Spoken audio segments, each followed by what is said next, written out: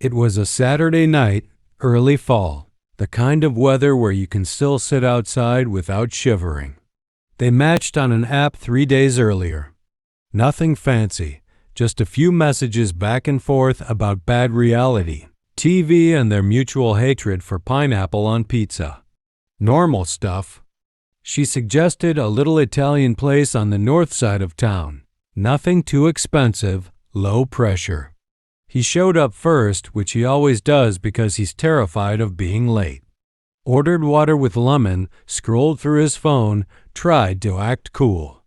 When she walked in, he said later, his first thought was, oh no, she's actually prettier than her photos.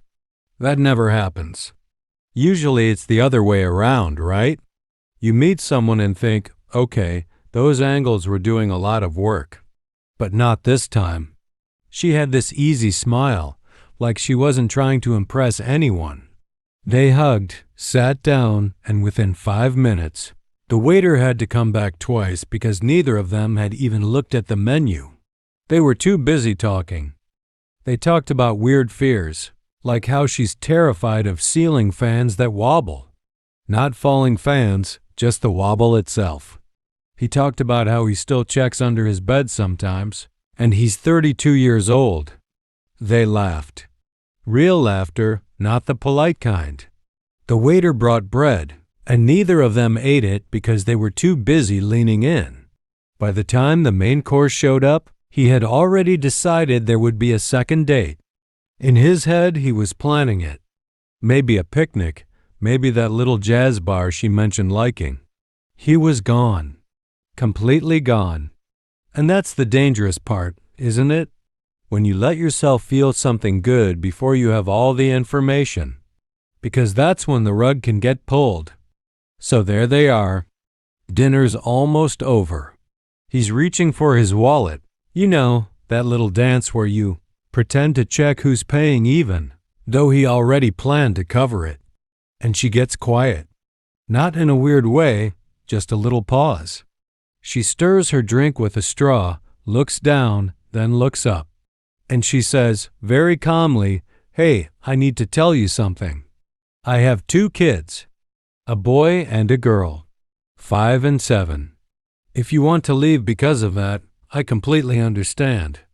No hard feelings. He said later that time actually slowed down. Have you ever had that happen?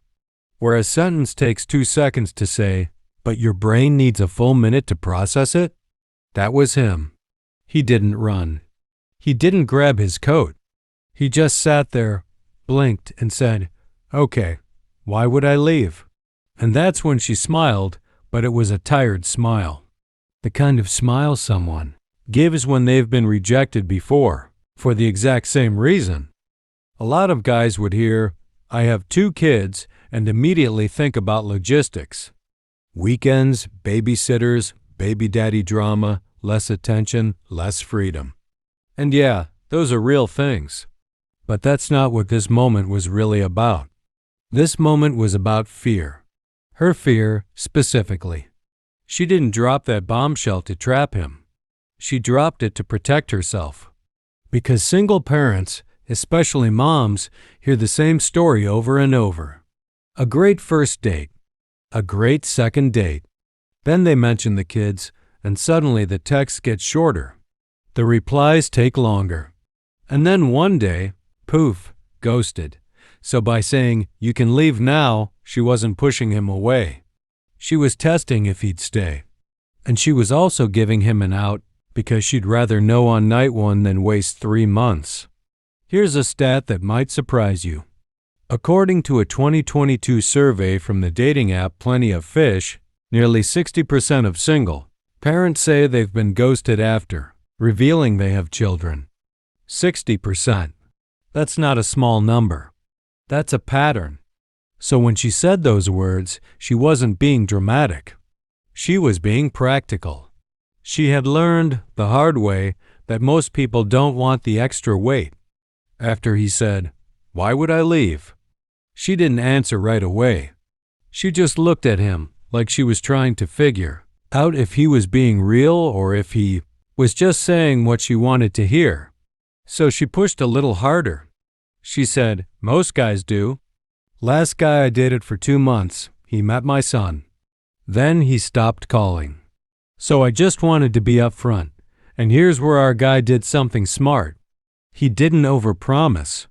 He didn't say I love kids, or that doesn't matter to me at all, because that would have been a lie, and she would have smelled it from a mile away. Instead, he said this, I don't know what that means for us yet, but I know I like you, and you're not your kids. So can we just keep talking? See the difference? He didn't pretend the kids were invisible.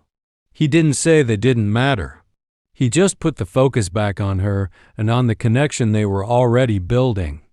That's the move. That's the mature response. Because the truth is, when someone shares something vulnerable on a first date, they're not asking you to solve anything. They're asking you to not run. That's it. Just stay in your seat. Keep eating your pasta. Don't make it weird. Nice moment. They finish dinner. He walks her to her car. They hug. Maybe a kiss on the cheek. But that's not what happened. Because as they were leaving, she said something else. She said, "You know, most guys don't ask follow-up questions. You did. That's rare." And that's when it hit him. He wasn't special because he stayed. He was special because he listened. He didn't just hear the word kids and start calculating. He heard her fear, her history, her exhaustion from being seen as a burden. And he stayed curious instead of scared. Let me ask you something. When was the last time you were truly honest with someone on a first date? Not just about the surface stuff, but about the thing that might actually push them away? Most of us don't do that. We wait. We hide the messy parts until we feel safe. And that makes sense, right?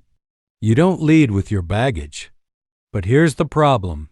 The longer you wait, the more it hurts when they leave. So a lot of single parents have started doing the opposite. They drop the big stuff early, almost like a filter. If you can't handle this, I'd rather know now than later.